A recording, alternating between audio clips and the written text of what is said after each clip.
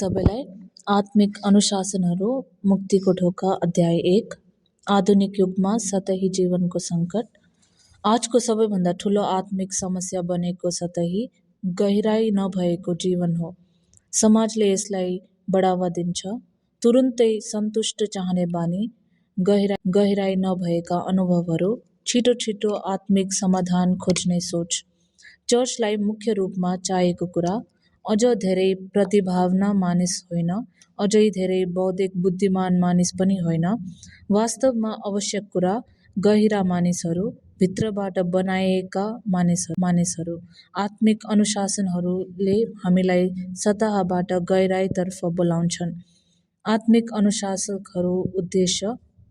आत्मिक अनुशासनहरू कुनै आत्मिक टेक्निक होइनन्, आत्मा सुधारको उपाय मात्र पनि होइनन्। ती के हुन् भने गहिरो आत्मिक जीवनतर्फको निर्मन्थन। तिनको उद्देश्य आत्माधीन जीवनबाट हामीलाई स्वतन्त्र बनाउनु, डरबाट स्वतन्त्र बनाउनु, नियन्त्रण गर्ने नसकिने बानीहरूबाट छुटकारा दिनु। मुख्य जोड अनुशासकको मुख्य स्वर आनन्द हो, बोझ होइन।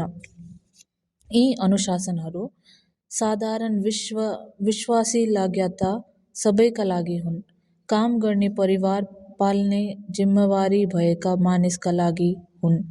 यी अभ्यासहरू दैनिक जीवनको बीचमै गरिन्छन्, जीवनबाट टाढा गएर होइनन्।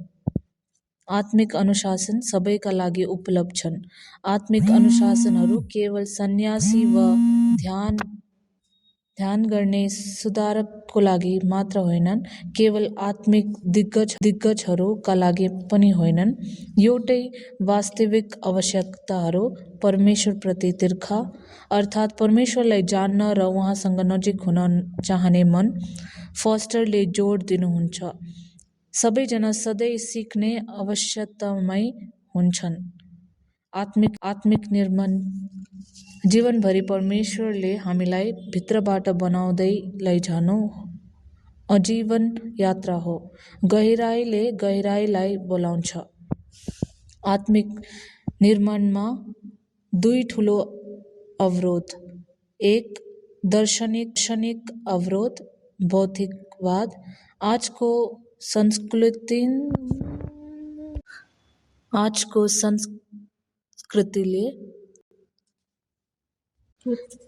संस्कृतिले आत्मिक संसारको वास्तविकतामाथि शङ्का गर्छ।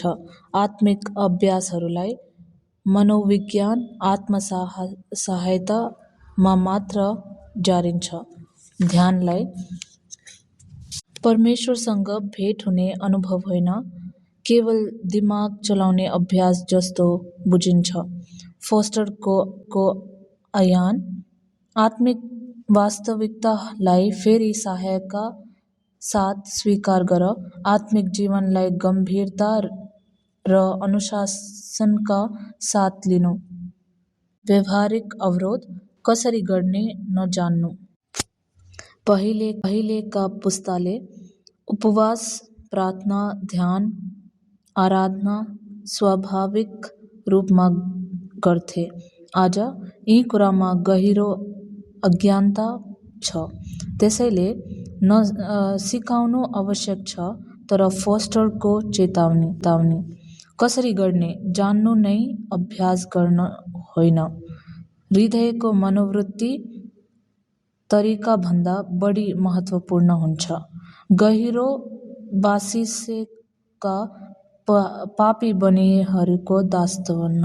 गहिरो बसिसकेका पापी बानीहरूको दास्तान। पाप भनेको केवल गलत कामहरू मात्र होइन। बाइबलले पापलाई एक अवस्था, जीवनमा गहिरो बसिसकेका बानीहरू भनेर देखाउँछ। यी बानीहरू आफै चल्छन्, समुद्रले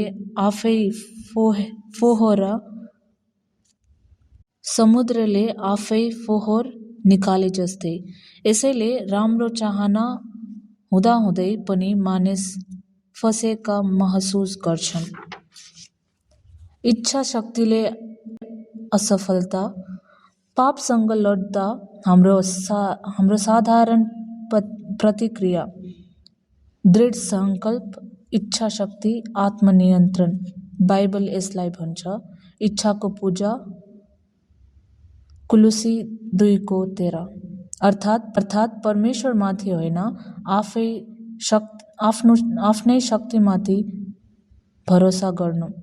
इच्छा शक्ति, बाहिरी व्यवहार नियन्त्रण गर्न सक्छ तर हृदय परिवर्तन गर्न सक्दैन।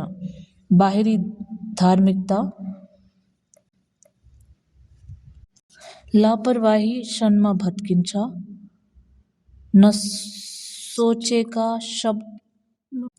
नसोचेको शब्दमा प्रकट हुन्छ। इच्छाले भित्री काम गर्न सक्दैन। भित्री परिवर्तन परमेश्वरको उपहार हो। भित्री धार्मिकता परमेश्वरको उपहार हो, कमाएर पाइँदैन, प्रयासले हासिल हुँदैन।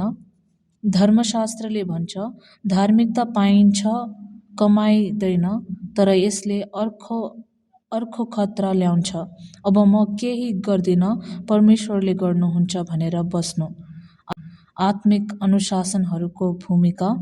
फोस्टरले सन्तुलन देखाउँछ, न त आत्मा प्रयास मात्र, न त निष्क्रिय बसाइ। आत्मिक अनुशासनहरू अनुग्रहका साधन हुन्। अनुग्रह भनेको परमेश्वरको निःशुल्क कृपा। परमेश्वरको उपस्थितिमा आफूलाई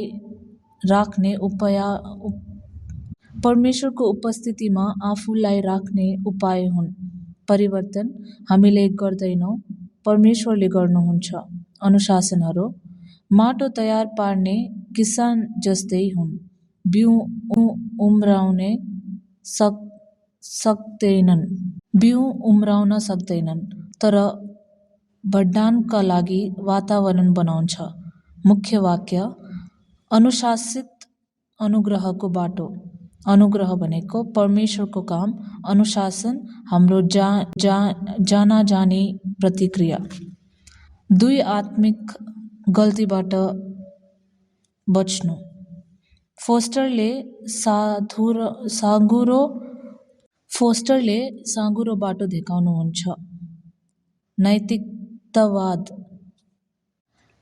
नैतिकतावाद, मानिसको प्रयासमै भरोसा। निष्क्रियता, केही नगरी बस्नु। आत्मिक अनुशासनहरूले हामीलाई दुवै गल्तीको बीचमा राख्छन्, अनुग्रहमा निर्भर तर सक्रिय बनाउँछन्। साँचो परिवर्तनको प्रमाण। समयसँगै गहिरो लाग्ने कुरा स्वाभाविक बन्छ, प्रयास चाहिने कुरा आफै बग्छ। आत्माको फल स्वाभाविक रूपमा देखा पर्छ। सद्गुण सजिलो हुन्छ, किनकि हृदय परिवर्तन भइसकेको हुन्छ। हामी दयालु बन्न खडा प्रयास गर्दैनौँ, हामी दयालु हुन्छौँ। खतरा, अनुशासनलाई कानुन बनाउनु। अनुशासन बिग्रेर भन्छ, बाहिरी देखावट, नियन्त्रण, घमण्ड र डर। फारिसीहरूले जस्तै, बाहिरीको पालना, भित्री परिवर्तन उपेक्षा। कानुनले तुलना गर्न दिन्छ, मानिस नियन्त्रण गर्न दिन्छ। साँचो अनुशासन भित्री हुन्छ, अनुग्रह केन्द्रित हुन्छ, जीवन दिन्छ। जीवित शिक्षक ख्रीष्ट येशू आत्मिक निर्माणमा हाम्रो निरन्तर मार्गदर्शक हुनुहुन्छ। उहाँले सच्याल्नुहुन्छ, कठोर अभ्यास, गलत जोश। यदि हामी सुन्छौँ भने अनुशासन जीवित रहन्छ, कानुनी बन्दैनन्। सारांश, अध्याय 1ले आत्मिक निर्माणको धर्मशास्त्रीय आधार राख्छ। आत्मिक अनुशासनहरू आत्मा सुधारका उपकरण होइनन्, मुक्तितर्फ लैजाने ढोका हुन्। इच्छा शक्ति भित्री जीवनलाई निको पार्न सक्दैन। साँचो परिवर्तन परमेश्वरको अनुग्रहको काम हो। अनुशासनहरू हामीलाई त्यही स्थानमा राख्छन् जहाँ अनुग्रहले परिवर्तन गर्न सक्छ।